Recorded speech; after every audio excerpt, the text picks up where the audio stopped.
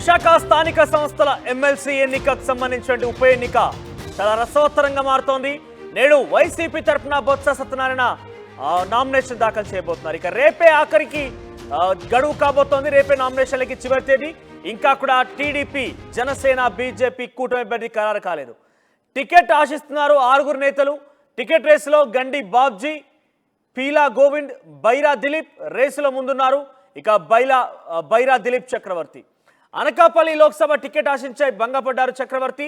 ఆ తర్వాత ఇప్పుడు ఎమ్మెల్సీ టికెట్ ఆశిస్తున్నారు. కాసేపట్లో చక్రవర్తి భవితవ్యం తేలబోతోంది.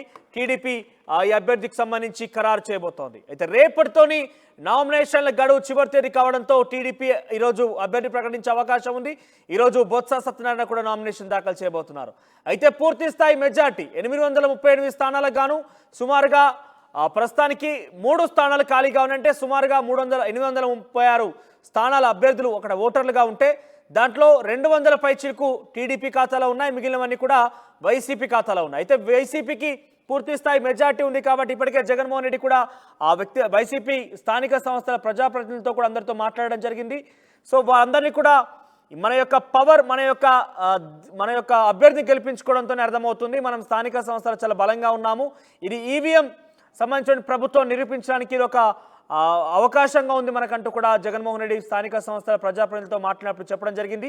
ఇక బొత్స సత్యనారాయణ కూడా తన గెలుపు వైసీపీకి మరింత ఉత్తేజం తీసుకొస్తుంది. వైసీపీకి ఓటమి కుంగిపోతున్న వైసీపీకి ఇది ఒక మైల్ రాయిగా మారాలి, ఇది ఒక ఎంకరేజ్మెంట్ లాగా ఉండాలంటే బొత్స సత్యనారాయణ మాట్లాడుతున్నారు. ఎస్, మీరు చూస్తే కనుక బైరా దిలీప్ ఆయనే కూటమి అభ్యర్థిగా దాదాపుగా ఖరారైనట్టుగా చెప్పాలి. ఇక అధికారికంగా ప్రకటించడమే తర్వాయిగా మిగిలి ఉంది. ఎస్, దీనికి సంబంధించి వర్మ జాయిన్ అవుతారు మనతో పాటుగా. ఎస్ వర్మ, కూటమి అభ్యర్థిగా ఎవరు ఖరారయ్యే అవకాశం కనబడుతోంది? ఇప్పటికే బొత్స సత్యనారాయణ రోజు నామినేషన్ దాఖలు చేసే అవకాశం ఉంది. సో గతంలో కూడా బైరా దిలీప్ టికెట్ ఆశించి అనకాపల్లి టికెట్ ఆశించి భంగపడ్డారు. సో ఈసారి ఏం కాబోతోంది? గత వారం రోజులుగా కూటమి అభ్యర్థి గురించి తర్జన భర్జనలు జరుగుతూ ఉన్నాయి. మొత్తం 6 ఈ టికెట్ ని ఆశించారు. అయితే ప్రధానంగా మనం చూసుకుంటే ఇంకా నిన్న విశాఖపట్నంలో ఒక హోటల్లో మొత్తం ఈ టీడీపీ నాయకులు అలాగే నియోజకవర్గ స్థాయి ఆ నాయకులతో పాటు ఎమ్మెల్యేలు కూడా కూర్చొని దీని మీద ఒక కసరత్తు చేశారు. ఈ నేపథ్యంలోనే బైరా దిలీప్ చక్రవర్తి అయితే బొత్సకి ధీటైన వ్యక్తి అని కూడా ఒక అండర్స్టాండింగ్ వచ్చారు. అదే విషయాన్ని అటు చంద్రబాబు నాయుడు కావచ్చు, లోకేష్ దృష్టిలో పెట్టారు. ఈ నేపథ్యంలోనే దాదాపుగా బైరా దిలీప్ చక్రవర్తి పేరు ఖాయమైనట్టుగా తెలుస్తుంది. ఇంకా లాంఛనంగా ఆ పేరు ప్రకటించడే ఖాయంగా కనపడుతుంది. మరికొద్దిసేపట్లోనే బొత్స సత్యనారాయణ ఇక్కడ నామినేషన్ వేయబోతున్నారు. రేపే నామినేషన్లకు ఆఖరి తేదీ కావడంతోనే ఈ బైరా దిలీప్ చక్రవర్తికి సంబంధించిన కొంతమంది ఈ నామినేషన్ పత్రాలని ఫిల్ చేస్తున్నట్టుగా మనకి సమాచారం అంటుంది. ప్రధానంగా మనం చూసుకుంటే కనుక ఒక అభ్యర్థి రేసులో నిలబడాలంటే, పోటీలో నిలబడాలంటే 10 మంది ఆయన్ని బలపరచాలి. ఈ 10 మంది గురించి కూడా స్థానికంగా ఉన్న కార్పొరేటర్లు ఎవరైతే ఉన్నారో ఆ 10 మందిని కూడా ఓ హోటల్లో సమావేశమైనట్టు తెలుస్తుంది. మరికొద్దిసేపట్లోనే నామినేషన్ పత్రాలు కూడా పూర్తి చేస్తారు. ఈ నేపథ్యంలో ఆ అధిష్టానం నుంచి, అమరావతి నుంచి చంద్రబాబు నాయుడు అలాగే లోకేష్ దగ్గర నుంచి ఒక ఇండికేషన్ వస్తే కనుక వీరు కూడా ఈ సాయంత్రంలోగానే నామినేషన్ వేసే అవకాశం మనకు కనిపిస్తుంది. మనోజ్, అంటే వర్మ చాలా క్లియర్ మెజార్టీ వైసీపీ వైపునే ఉంది. వైసీపీ చాలా క్లియర్ మెజార్టీతో ముందుకు కొనసాగుతుంది. గెలుపు మాదని చాలా ధీమాగా ఉన్నారు వారు. కానీ ఇక్కడ టీడీపీ కూటమి తరఫున అభ్యర్థి ఎవరు గెలవాలన్నా కూడా సుమారుగా ప్రజెంట్ వాళ్ళకి 200 స్థానాలు కనుక ప్రజాప్రతినిధులు ఉంటే మరొక 200 కావాల్సి ఉంటుంది. సో ఈ నేపథ్యంలో వారు ఏ రకంగా దీన్ని మొబిలైజ్ చేసే అవకాశం ఉంది? ఎటువంటి రాజకీయ చతురత, ఎటువంటి రాజకీయ వ్యూహాన్ని పనబోతోంది టీడీపీ కూటమి? మనోజ్, మనం దేశవ్యాప్తంగా కనుక చూసుకుంటే కనుక ఏదైనా ఒక స్టేట్ లో అధికార పార్టీ ఉంటే కనుక ఫుల్ మెజార్టీ తోటి స్థానిక సంస్థలో లోకల్ బాడీకి సంబంధించిన ఈ ప్రజాప్రతినిధులంతా కూడా అధికార పార్టీ వైపు మొగ్గు చూపడం అనాదిగా సాంప్రదాయంగా వస్తుంది. అదే సిచ్యుయేషన్ ఇక్కడ ఉమ్మడి విశాఖ జిల్లాలో మాకు అనుకూలిస్తుంది. ఆ నేపథ్యంలోనే మేము అభ్యర్థిని నిలబెడతా ఉన్నామని పదే చెప్తా ఉంది కూటమి పార్టీ.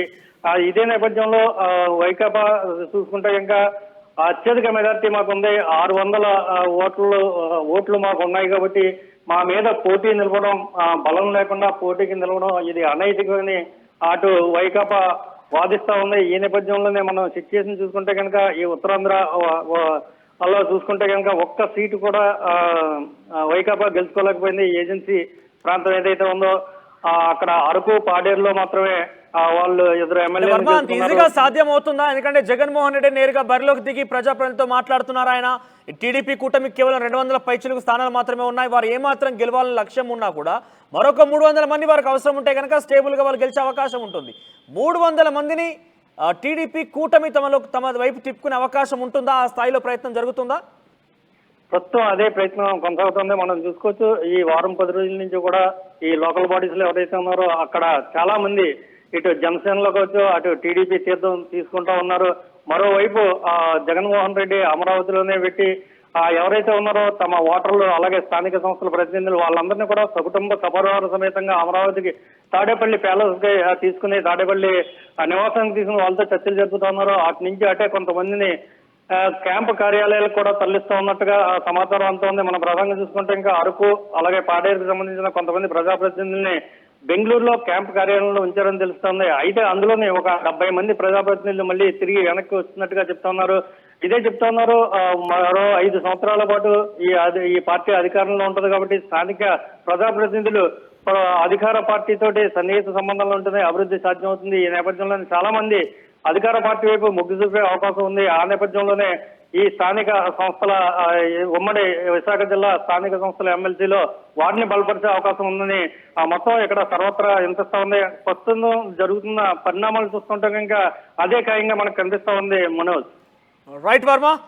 సో మొత్తం మీద ఈరోజు వైసీపీ స్థానిక సంస్థల ఎమ్మెల్సీ ఉప ఎన్నికల నేపథ్యంలో బొత్స సత్యనారాయణ నామినేషన్ దాఖలు చేయబోతున్నారు. రేపటికి నామినేషన్ల చివరి తేదీ.